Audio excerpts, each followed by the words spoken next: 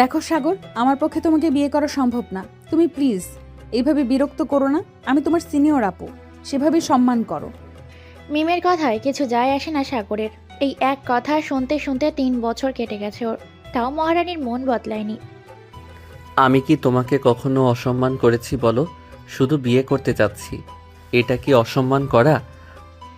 মিম এবার কিছুটা রেগে গেলেন হয়তো, রাগে গজগজ করে বলল, তোমাকে কতবার বলেছি আমি বিয়ে করব না বিয়ে।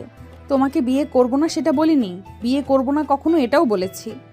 পরিস্থিতি সংঘর্ষের দিকে যাচ্ছে বুঝে সাগর বলল। আপাতত তুমি বাসায় যাও, সাবধানে যেও, আমি আসছি।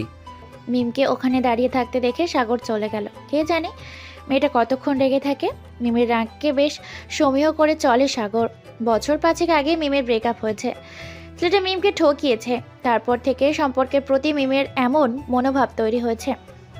কিন্তু সাগর জানে সত্যিকারের ভালোবাসা পেলে মিম আবারও নতুন করে বাঁচতে চাইবে। সাগর পেশায় একজন ইঞ্জিনিয়ার। মিম সাগরের প্রতিবেশী।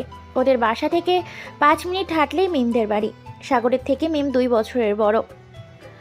মিমের পরিবারও জানে সাগর ওকে কতটা চায়। সবাই রাজি, শুধু মিম রাজি না।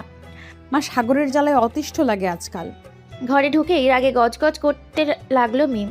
মিমের মা ফাতিমা বেগম মুচকে হাসলেন। মেয়ের জন্য 1 গ্লাস পানি নিয়ে এসে বললেন, বিয়েটা করে নে মা, সাগর অনেক ভালো ছেলে। হাতের 5 আঙ্গুল যেমন সমান হয় না, তেমনি পৃথিবীতে সব ছেলেও একরকম হয় না। মা, আমি বিয়ে করতে চাচ্ছি না। আমাকে কি শান্তিতে মরতেও দিবি না তুই? তোর বাবা তো সে কবেই পৃথিবীর ঝামেলা থেকে মুক্তি পেয়ে চলে গেছে, বেঁচে গেছে একবারে। নইলে এমন যুবতী মেয়ে ঘরে রাখার জন্য চিন্তায় হার্ট অ্যাটাক করতেন, তারপর অসুস্থ হয়ে বিছানায় পড়ে থাকতেন। ফাতেমার এই কথা বলে মেয়ের সাথে মিথ্যে রাগ করার ভান করে রান্নাঘরের দিকে চলে গেলেন। মিম মুখ গোমরা করে বসে আছে। মায়ের কথাগুলো কানে বাজছে। সত্যি তো, মায়েরও তো ইচ্ছে হয় মেয়ের সুন্দর একটা সংসার হোক। আজকে সাগর ও মিমের বিয়ে। শেষমেশ মায়ের কথা ভেবে বিয়েতে রাজি হয়েছে মিম। সাগর বর বেশে বসে আছে মিমদের বাড়ি। কাজী সাহেব মিমকে 3 কবুল বলতে বলেছে। শাড়ির ও গলা মিম 3 কবুল বলেই সাগরের স্ত্রী হয়ে গেল। মেয়েটাকে আজ ভীষণ সুন্দর লাগছে। অবশ্য লাগারই কথা, বিয়ে বলে কথা। কি রে মিম, বিয়ে তো হয়ে গেল তোর। দুলাভাইকে বলে কেক কিন্তু দিতে হবে। দুলাভাই দিবেন তো? মিমের বান্ধবী সাদিয়া বলতো। সাগর ও মিম দুজন পাশাপাশি বসে আছে। আশেপাশে মিমের বান্ধবীরা আর সাগরের বন্ধুরাও আছে।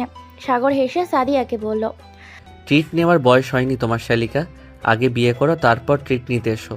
না না দুলাভাই, এভাবে এড়িয়ে গেলে হবে না। মিমকে কিন্তু নিয়ে যেতে দেবো না, তাহলে পৌঁছে একা ফিরতে হবে।